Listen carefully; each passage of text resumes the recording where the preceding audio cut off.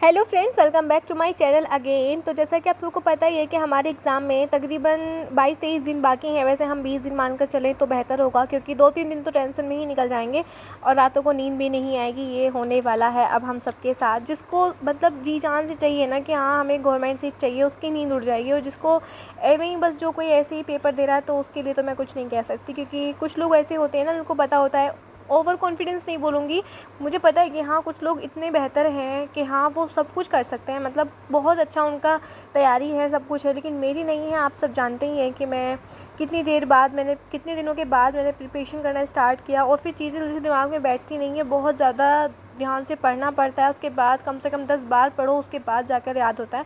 तो यहाँ स्टार्टिंग हो चुकी है मैराथन क्लास की, क्योंकि संडे था तो 8:30 बजे से आज स्टार्ट हो चुकी थी मैराथन।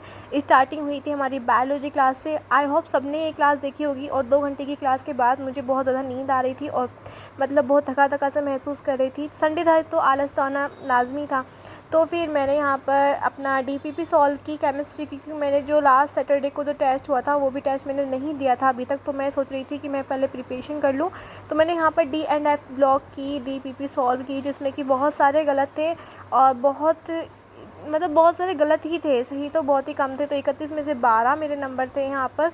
और यहाँ पर 2 चैप्टर का यहाँ पर टेस्ट होगा। टेस्ट के लिए फिज़िक्स की प्रिपरेशन नहीं थी, बाकी मैंने ये चैप्टर भी पढ़ लिया था। और मैंने केमिस्ट्री बायोलॉजी में तो हैं चैप्टर, खैर ऑलरेडी रिवाइज़ हैं और भी मैं, लेकिन टेस्ट से पहले रिवाइज़ कर लेती हूँ। तो यहाँ पर मैं फ़िज़िक्स पढ़ने की कोशिश कर रही थी, और पढ़ती भी हूँ, ऐसा नहीं पूरा चैप्टर मैं रीड करती हूँ, एक नहीं 2 बार नहीं 3 बार करती हूँ।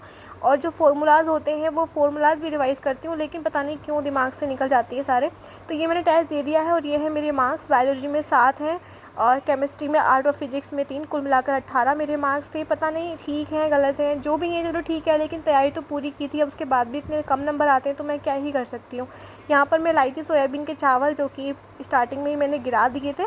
तो ये मुझे सोयाबीन के चावल पसंद हैं, तो मुझे मतलब चावल कुछ ज़्यादा ही पसंद है। तो मैंने ये खाए, फिर पानी पिया। उसके बाद फिर एक और टेस्ट होने वाला था, संडे वाला टेस्ट, जिसमें कि 2-2 चैप्टर हर एक सब्जेक्ट से आने वाले थे। तो 100 नंबर का ये टेस्ट था। तो मैंने यहाँ पर रिवीजन स्टार्ट कर दिया है और आई थिंक मैं पता नहीं क्या पढ़ रही हूँ, बट हाँ मुझे ये था कि केमिस्ट्री में डी एंड एफ ब्लॉक और बायोमोलिक्यूल्स था शायद, 99% श्योर हूँ।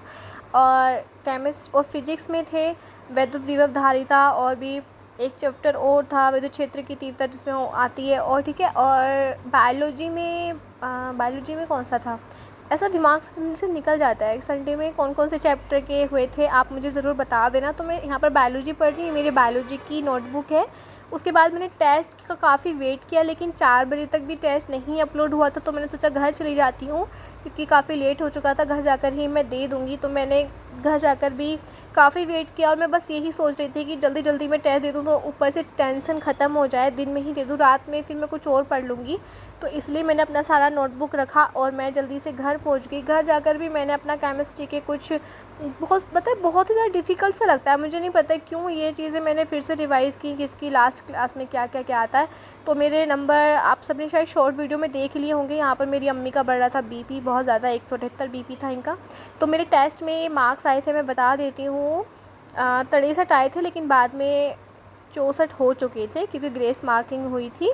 एक उन्होंने गलती से ऑप्शन गलत दे दिया था, तो उसका ग्रेस मार्क में तो 64 हो गए थे। वैसे 2 हुए थे, लेकिन मेरा एक ठीक था।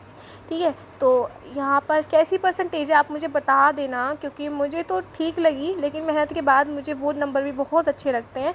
और चीटिंग करके तो आपके अगर 90 नंबर भी आ रहे हैं तो वो भी बेकार लगते हैं। इतनी मतलब खुशी नहीं होती जितनी मुझे इन 60 नंबर से खुशी है।